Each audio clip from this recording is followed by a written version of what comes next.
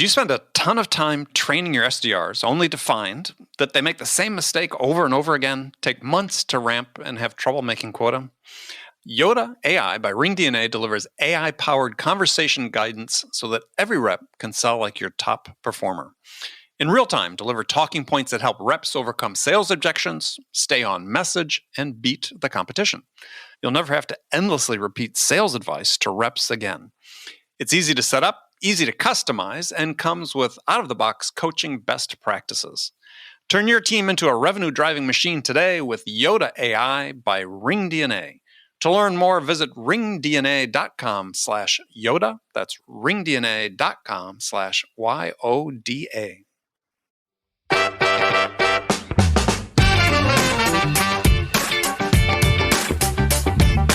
So unless the organization goes to the trouble of recognizing new business revenue and grossing it up to net present value, the value that's been added by the sales team will be invisible, lost in the noise.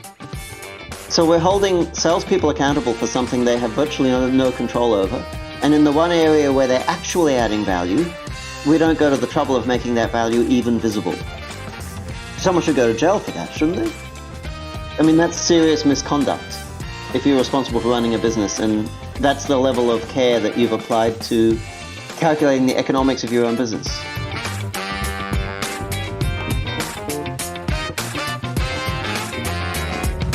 Hi, friends. Welcome to the Sales Enablement Podcast. I'm your host, Andy Paul. Now, that was Justin Roff-Marsh, and Justin's the author of The Machine, A Radical Approach to the Design of the Sales Function, and he's the founder of Ballistix, a sales process engineering and re-engineering consultancy. And Justin's back for, I think, the third time on the show, and I really enjoy having Justin on the show because he challenges so much of the conventional orthodoxy about sales and does it in a very well thought out, logical fashion. So in our conversation today, we talk about why sellers should shift their focus from conversion rate to opportunity flow. So Justin and I dive into why he believes conversion is antagonistic to deal flow. And we dig into why he believes that for most sales teams, their conversion rate is already impossibly high. And the constraint they face in increasing sales is that their opportunity flow is dangerously low. And then we get into three main factors Justin sees in his work that are suppressing opportunity in most sales teams. So we get into this and much, much more.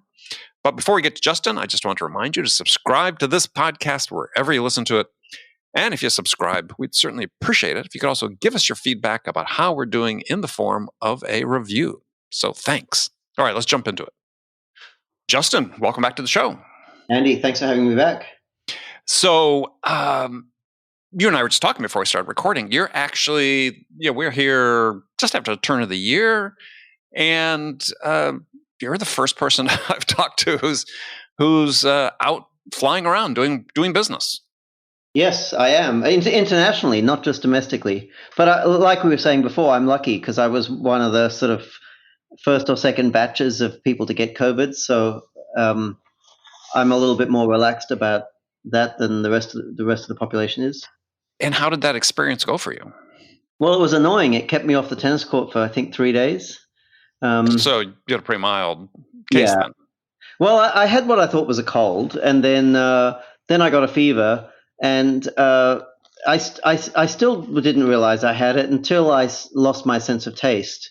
And then I knew I had it. So Right. I went and got tested.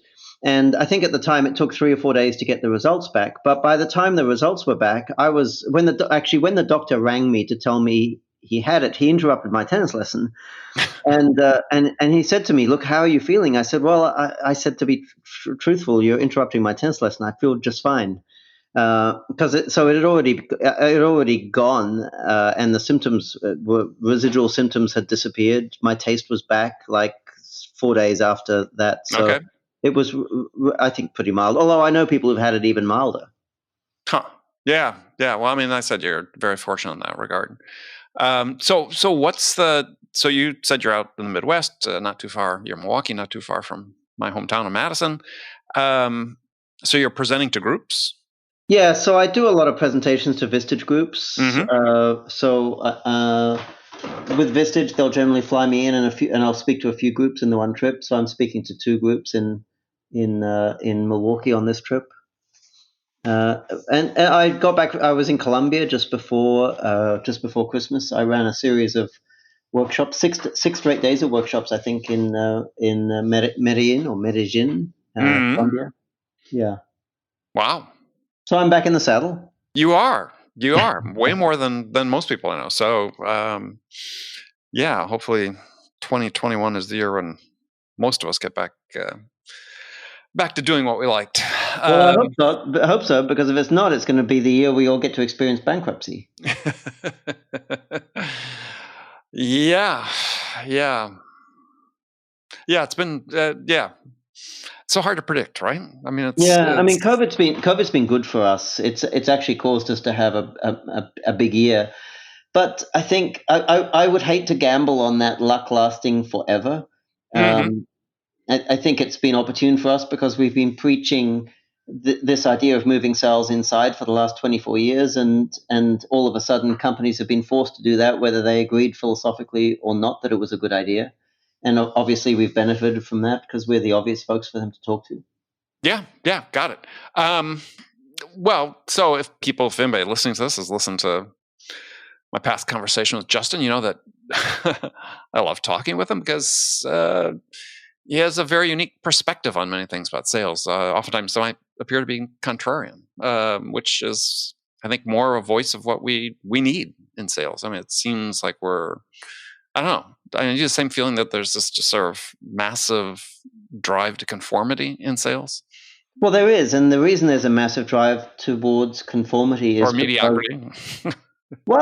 Conformity probably isn't a bad word, and I think there is a drive to conformity. There's a drive for people to embrace the orthodoxy as an act of faith, and the reason there's a drive to embrace it as an act of faith is because the whole orthodoxy is built on very, very questionable assumptions, and people tend to work themselves over into a religious fervor over things they don't quite believe in or they're struggling to believe in. Nobody gets evangelical about the fact that the sun's going to rise tomorrow. Be hard to energize a congregation around that proposition. But there is a drive to conformity around sales ideas because a lot of them they don't stand up very well to scrutiny. Well, let's dive into something. What's one or two of the key? I'll give you my favorite one right now. Okay. If you ask any executive who should be responsible for revenue, sales or operations, everyone's going to say sales, right? Yeah. And it's not just what people think; it's what people do. You know, the finance will go to sales and say, look, how much revenue do you think you can generate next year? And sales will scratch their chins and think about it and talk to customers and do forecasts and so on. And the underlying assumption is that the sales department generates revenue. But it doesn't take more than about 2 or 3 minutes of exploration, and I'll walk you through the process of figuring that to prove that it's absolute BS. And it's not just it's like obviously BS. And if anybody stopped for just a minute or two to ask a few simple questions, it would, you'd expose it as BS, the idea that sales generates revenue. So I'll ask you the questions. The first question is, if you're a typical business and let's say you're going to do $10 million in revenue in 2021, that's your expectation. Mm-hmm. How much of that $10 million in revenue do you think is going to be existing customers repurchasing as opposed to brand new customers purchasing for the first time, or existing customers purchasing things that are materially different from what they normally purchase? Lots of categories there. I would say generally sort of 2/3 from existing customers. Exactly. So right. 2/3 repeat business and 1/3, and 1/3 either brand new accounts or existing accounts buying brand new stuff. So they're in essence new accounts, yeah. Yeah. So 70 to 80% is the answer that everyone gives me. Always, always, always. Except in some project environments that sell one-off big projects. Sure. But in every other case, the numbers I get is 7 or 80%. So that means of the $10 million we're expecting to book next year, $7 million of it is going to come from existing customers repurchasing. Mm-hmm. Okay. So if salespeople are responsible for that, that means that we think that salespeople should be responsible for retaining accounts, right? Well, they're not in many cases these days. So yeah, go ahead. But we would have to think that in order for us to believe that salespeople should be responsible for residual revenue. We'd have to think that, that they at least influence it. Otherwise, it wouldn't make any sense. And in most organizations, salespeople do own accounts, and they are credited and in many cases compensated for that residual revenue. So if we then ask the question, well, why do accounts stay? The easiest way to ask that question is to flip the question and ask, why do accounts leave?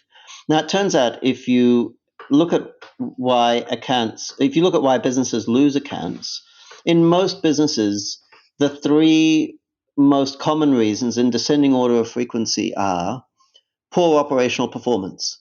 Mm-hmm. The company breaks its promises. Right. Number one. Number two is pricing, too expensive. Number three is product, insufficient range, or competitors have a product that's technically performing better, or whatever the case is. They're the three reasons. But three is different than one. So one could be the product just didn't perform to expectations when you said the company broke its promises. Or more commonly, it wasn't delivered on time. Okay. Poorly implemented, whatever. Right. It could be it was broken when it was delivered. The same thing. Okay. It broke its promises. Yeah. Now, which of those three are salespeople responsible for? Or which of them do they directly influence? None. No. Operations is responsible for all three of those. So now, just a clarification: are you equating operations with customer success? Customer service, yes. No, customer success, as most SaaS companies have. They've got, most SaaS companies take their existing account base and turn it over to customer success to manage all the upsells and renewals. Kind of. So customer success is normally used to refer to the team that's responsible for onboarding new customers, but then they hand them off to help desk or customer service once they're onboarded. So the customer success, at least in the SaaS companies I've been exposed to, their job is to get the new customers properly hooked, so to get them using all of the features so that they can then, But increasingly, they are responsible for all that renewal revenue, customer success teams. I see it in SaaS companies. Okay. So that'd be sort of your operations thing. They're not sales people. Yeah. Do they live within the operations department? Do they answer to head of operations, or do they answer to head of sales? It's a great question. So getting back to your original point is, where should they report? I think it's the answer is both. Well, no, I'm saying in the same company it's not both, but you'll see different companies in operations and some in sales. Yeah. So my point is that it simply doesn't make sense to hold sales accountable for revenue. Operations should be held accountable for revenue because of the $7 million we're planning to book next year. The part of the organization that has the biggest influence over whether or not we're going to book it is not the sales department; it's the operations department. I'm just laughing because, I'm thinking about that. Is that, I mean, I know companies that have moved customer success under sales, and just thinking about what you're saying, it's like, they're responsible for the lion's share of revenue. Shouldn't it be the other way around? Now, to go one step further, if we're looking for incremental growth, I would argue that incremental growth is also going to come from operations, not from sales. For example, if you supply fasteners and you supply, Phillips head screws and flat screws, do you really need a salesperson tapping a customer on the shoulder and say, we sell bloody whatever they're called, the star head screws as well? Phillips heads, It's not necessary. If you want incremental growth, if you want your existing accounts to buy a bit more, a few more licenses or a few different types of screws, you don't need salespeople involved in those transactions. If you want that incremental business, the best way to get the incremental business is to do a good job of, delivery, pricing, product, and it should be operations responsibility. And the responsibility of sales should not be revenue in general. It should be explicitly new business revenue. Mm-hmm. Mm-hmm. And that means we need two different calculations. We need to account for revenue and hold operations accountable to that.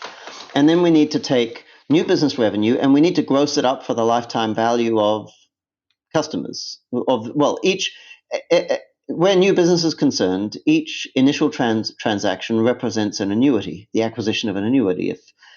If you sell a new SaaS client, or if you go to an existing customer and sell them a new category of service, That's an annuity. So what you should be doing is you should be saying, well, the net present value of this annuity is 7, 8, 12 times the value of the initial transaction.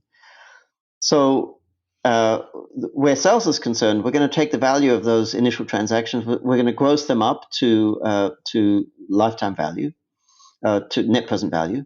And that's what we're going to hold sales accountable for. But they're two different numbers calculated in two different ways, and they can't be added together. They shouldn't be added together. They should be always kept apart. Interesting. Yeah, I'm processing as you're as you're talking. And if you don't do that, it leads to bad decisions. So here's an interesting one. Sure. Many of our clients, if operations does an extraordinary job of doing its job, delivering on time, product range, pricing, the organization will naturally get incremental growth.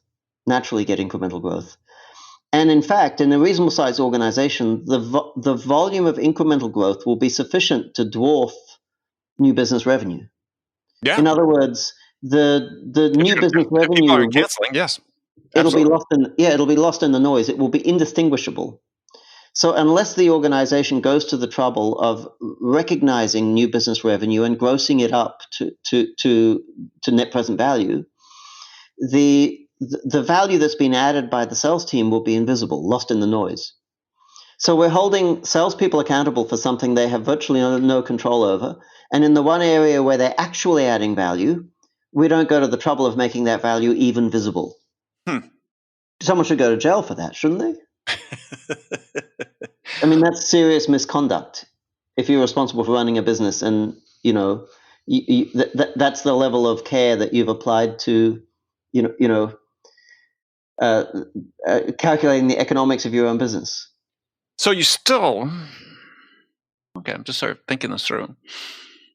So have you extend that through to say, okay, then what's the impact of revenue of, instead of focusing on your churn rate, but focus on percentage of new business as a percent per new business, a percentage of the total.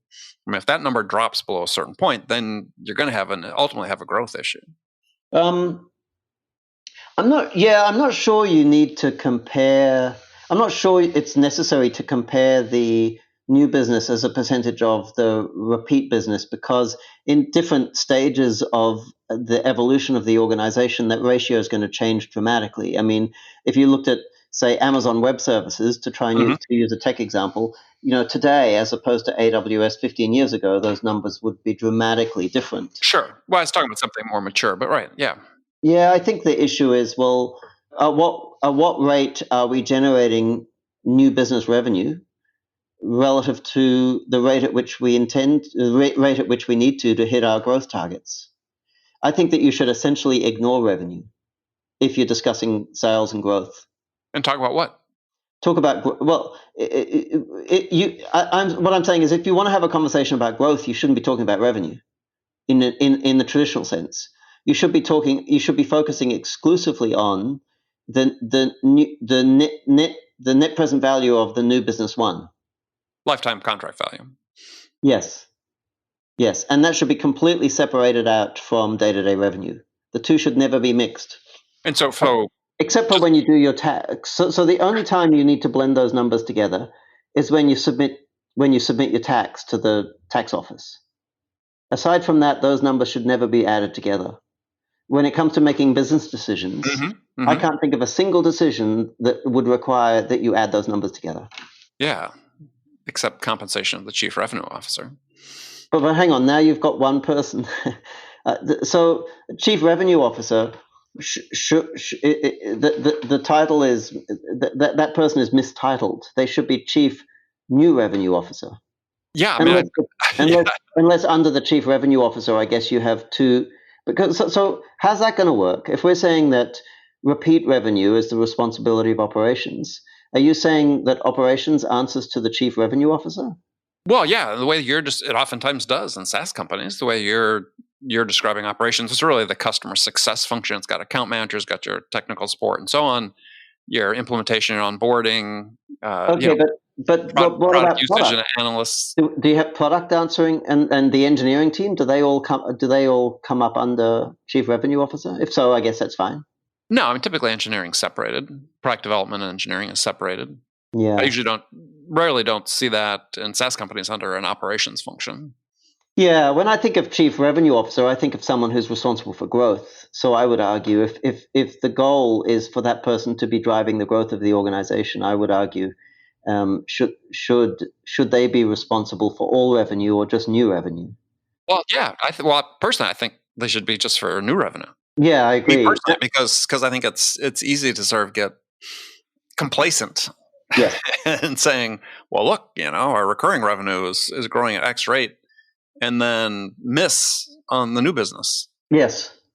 Now, someone listening to this may be thinking, but what about churn? We don't just want to be generating new revenue and churning it, and I think there might be a case in SaaS businesses and some other similar businesses where you're essentially trying to sell a subscription. This would apply to simple distribution businesses too. I think that there's an argument that sales shouldn't just be responsible for the first transaction.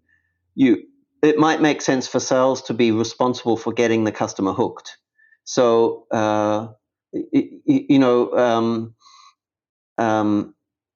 you might, in some environments, getting the first transaction means nothing. Like if you go to a customer and beg them for the opportunity to quote, they will let you quote. If you go to them and beg them for one transaction, they'll give you one transaction. It means nothing. Mm-hmm. So we might.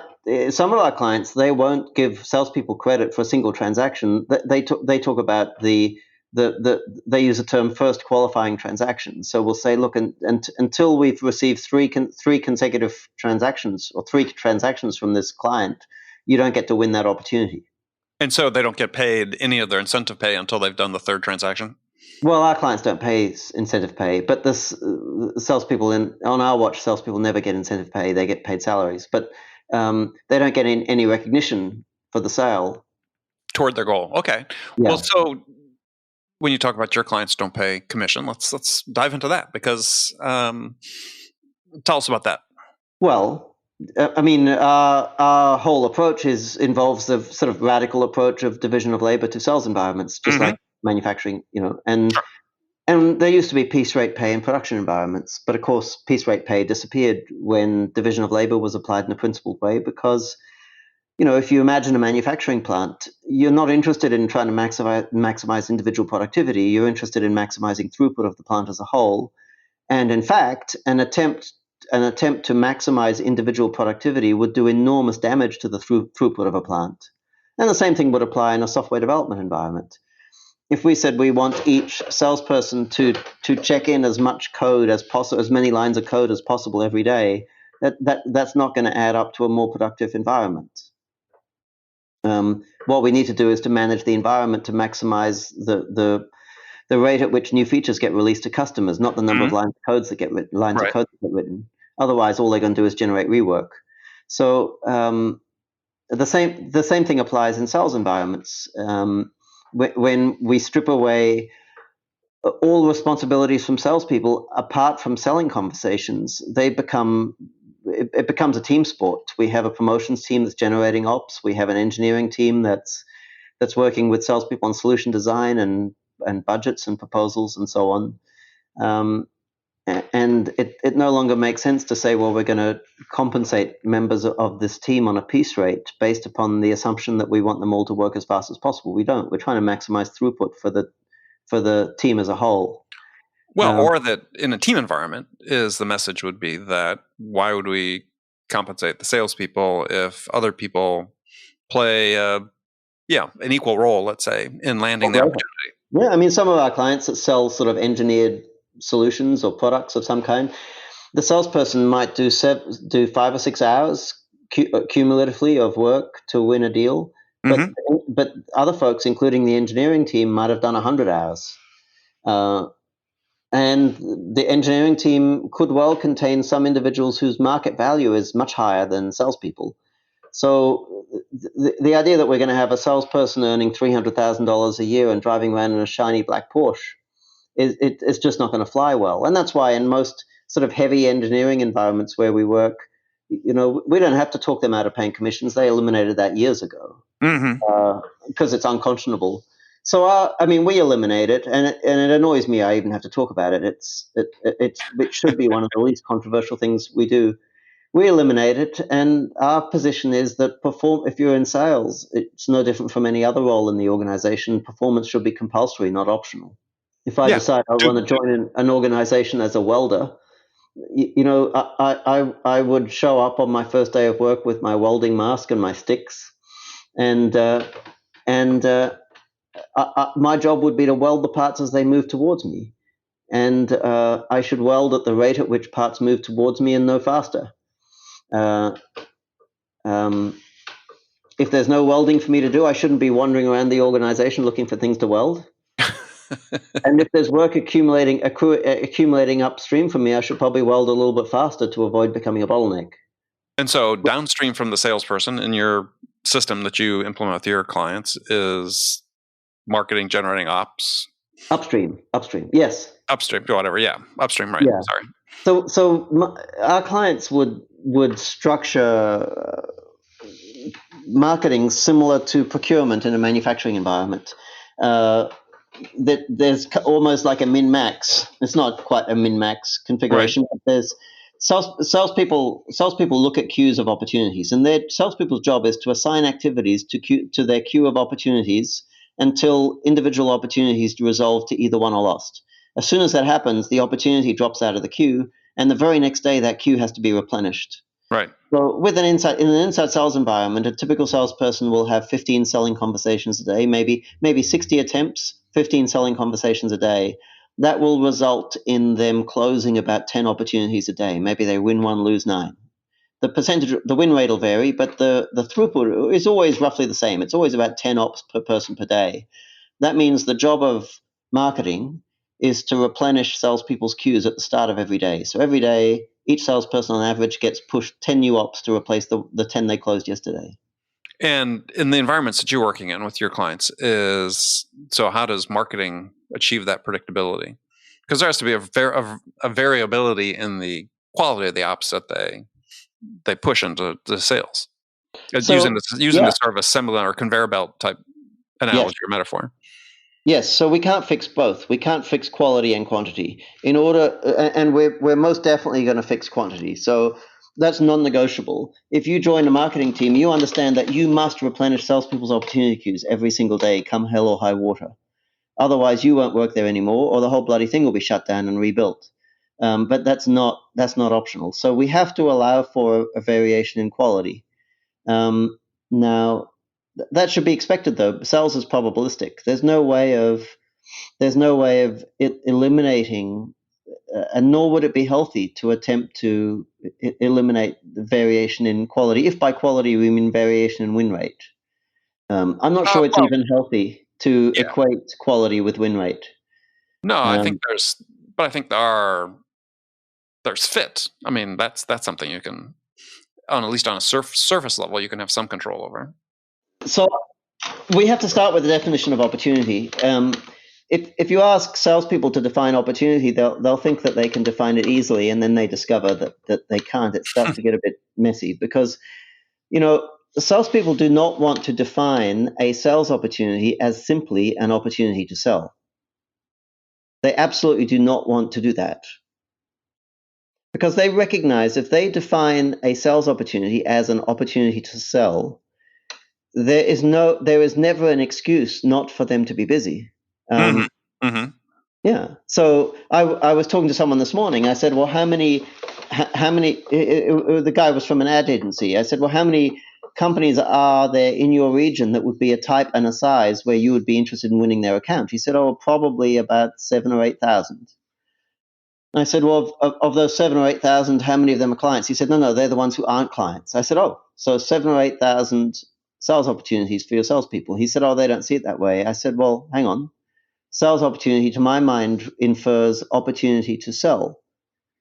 The reason they don't see it that way is they don't want to see it that way. But the executive team... Why doesn't the sellers want to see it that way? Because their life is much more comfortable if they only attempt to sell things to people who are walking towards them waving money. True. Always the case. Yeah. So it's not the responsibility of the sales team to define the term sales opportunity. It's the responsibility of the executive team.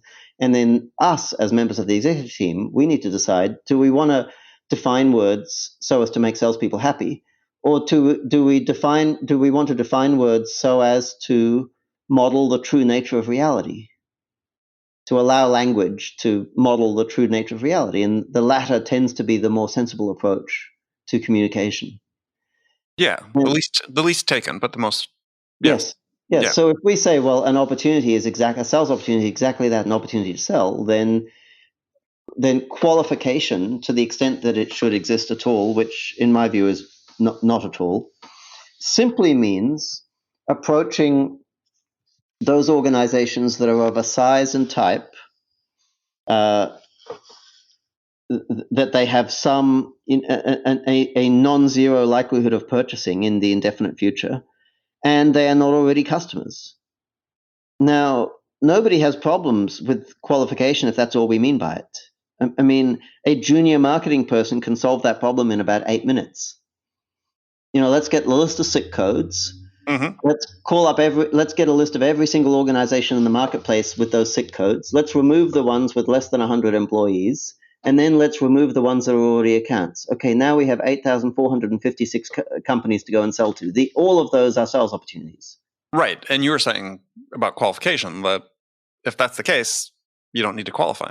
No, an 8-year-old could qualify them. But that's not what salespeople use the word qualification for. Salespeople use qualification, and they try not to make this explicit because they understand that it wouldn't be received well if they made it explicit. But you and I both know that salespeople, you and I both know that salespeople use the term qualification to differentiate between those prospects that are walking towards them and those prospects that are walking away from them. And their life will be a lot more comfortable if they sell to people who are walking towards them, approaching them with money in their hands. Mm-hmm. Which is why the two default qualification questions all over the world are, do you have budget and when are you planning on purchasing? That's right. Budget and time frame, yes. Yeah. But when we're working with our clients, we don't want salespeople talking to prospects who are walking towards the organization with money in their hands. We would much rather that we will direct all of those people to customer service. We don't want salespeople to have anything to do with them. There's a very strong risk, a very big risk, that if you allow salespeople to talk to those people, salespeople will actually talk some of them out of transacting. Mm-hmm. We want salespeople to be focused exclusively on the prospects who are walking away from them. Very interesting. Salespeople, if we tell salespeople that, they'll say, well, you mean you want me to cold call? To which I will say, well, if by cold call you mean, do I want you to talk to strangers, then the answer to the question is an absolute unequivocal yes, I want you to talk to strangers. And if you don't like talking to strangers, let me ask you a follow-up question. That's why the hell are you in sales in the first place? Now, if salespeople have a concern that they will attempt to start hundreds of conversations with an extremely low strike rate, not of sales, but if they will try unproductively to start large volumes of conversations, and that will be soul destroying, then I have exactly the same concern. I agree with them absolutely. So yes, that's a concern. We have to figure out a solution to that. But the solution to that is not to avoid talking to strangers. What we have to do is to come up with a proposition that's compelling enough that strangers are prepared to talk to our salespeople. Mm-hmm. And then our salespeople have to grow the hell up and talk to strangers. Yeah, I mean, it seems like, there's always this issue of call reluctance, but it seems like in general, these days, at least some companies that I talk to, is not a problem making calls.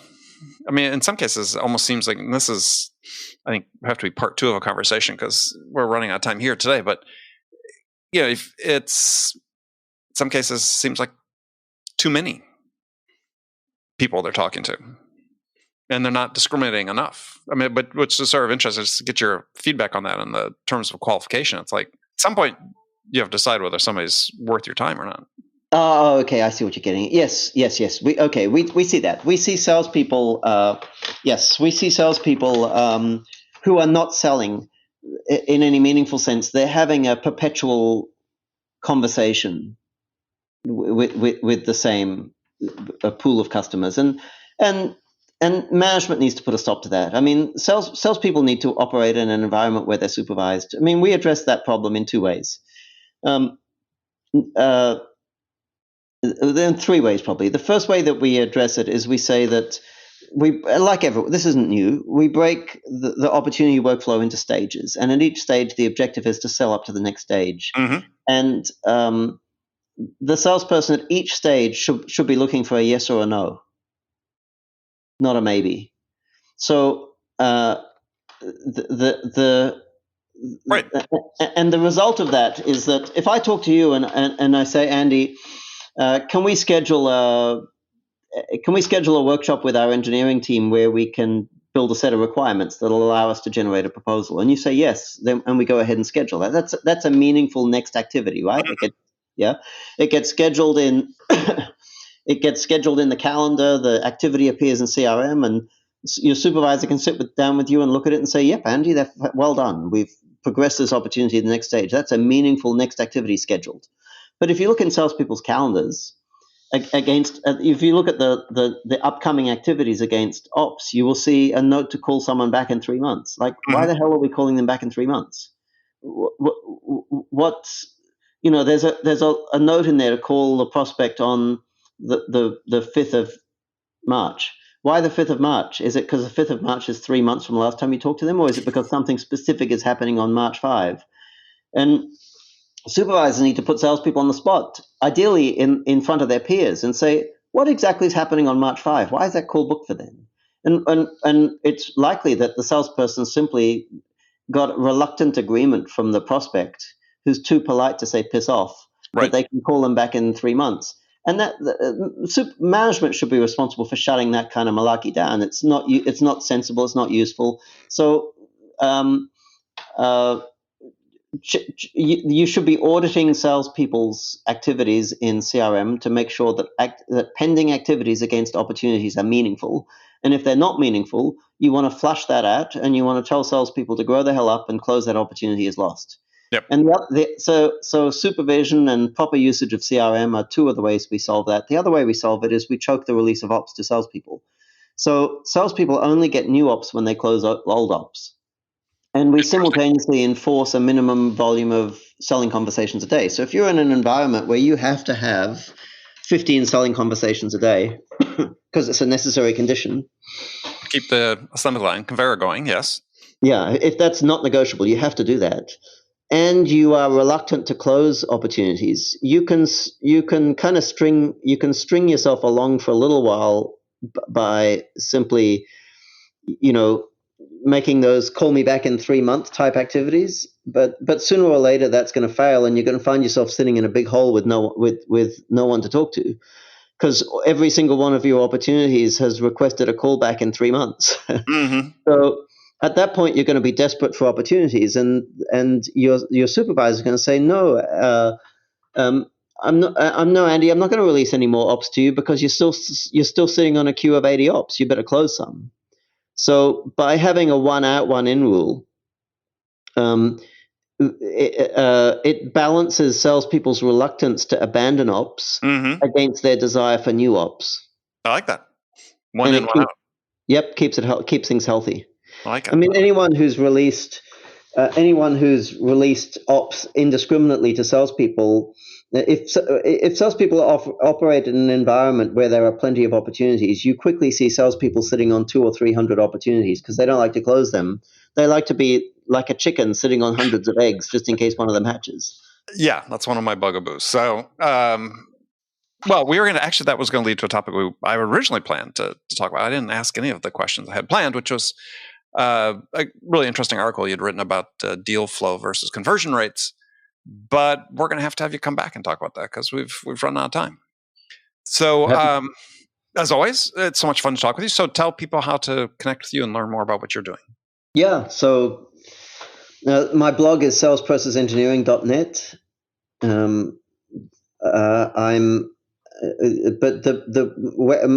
company website is Ballistix with an X, Ballistix. And the book I wrote is called The Machine. If you go to Amazon and type in The Machine, it's got a picture of an oil can on the front. You can't miss it. You can't miss it. And I highly recommend people read it. It's a different perspective that you need to have about how to make sales successful. So, Justin, like I said, always a pleasure. And we'll do this again shortly. Excellent. Thank you, Andy. Okay, friends, that's it for this episode. First of all, I want to thank you for taking the time to listen. I'm ever so grateful for your support of this program. And I want to thank my guest, Justin Roff-Marsh, for sharing his wisdom with us today. If you enjoyed this episode, please subscribe to this podcast, Sales Enablement with Andy Paul, on iTunes, Spotify, or wherever you listen to podcasts. If you could also leave us a rating or a review and let us know how we're doing, well, we'd appreciate that. You can do all that on your phone in less than a minute as soon as this episode is over. So thank you for your help. And as always, thank you so much for investing your time with me today. Until next time, I'm your host, Andy Paul. Good selling, everyone.